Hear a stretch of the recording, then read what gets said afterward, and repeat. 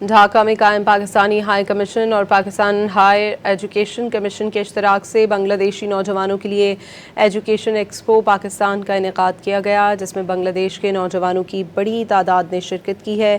बांग्लादेशी वज़ीर तालीम doctor ANM Ehsanul हक भी एक्सपो की इफ्तिताही तकरीब में शरीक हुए।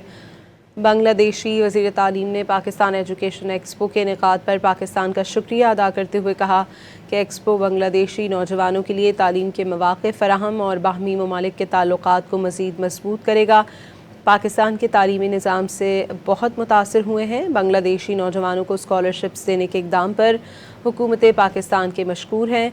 पाकिस्तान और बांग्लादेश के दरमियान मजहबी और सकाफ़ती हम आहंगी पाई जाती है।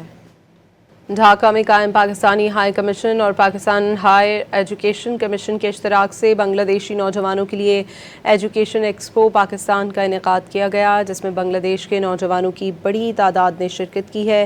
बांग्लादेशी वज़ीर तालीम डॉक्टर ANM एहसानुल हक भी एक्सपो की इफ्तिताही तकरीब में शरीक हुए।